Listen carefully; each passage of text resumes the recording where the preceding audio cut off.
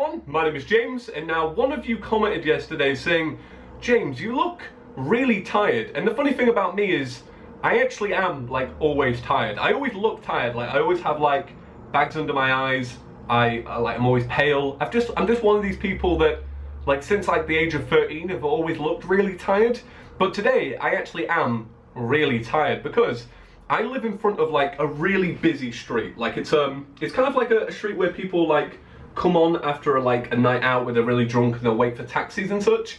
And so this morning at like 2:30 in the morning, there was like a bunch of people outside of my house, but they had one ringleader who constantly did this, right? Every 5 seconds.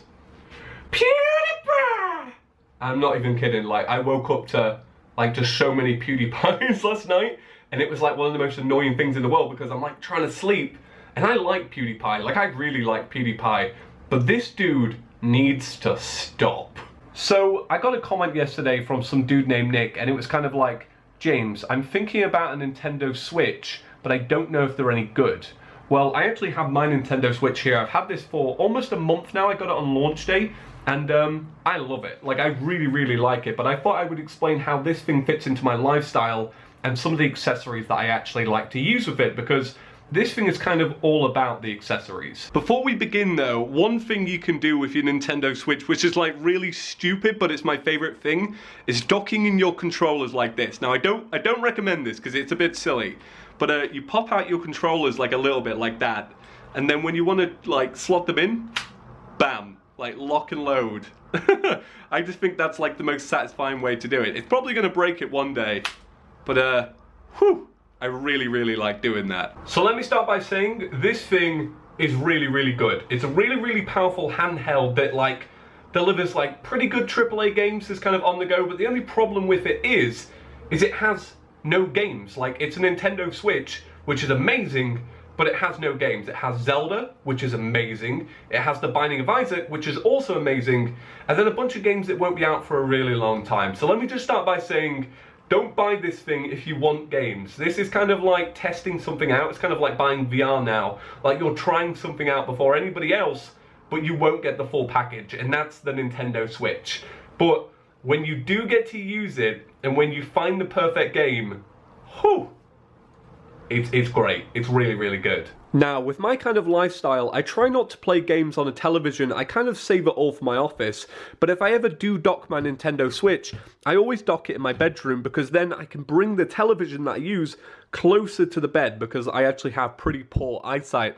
But when I actually dock this Nintendo Switch, I have to use this controller. This is the Nintendo Pro controller, and it will set you back £60. But it makes playing games on the Nintendo Switch like so much more comfortable.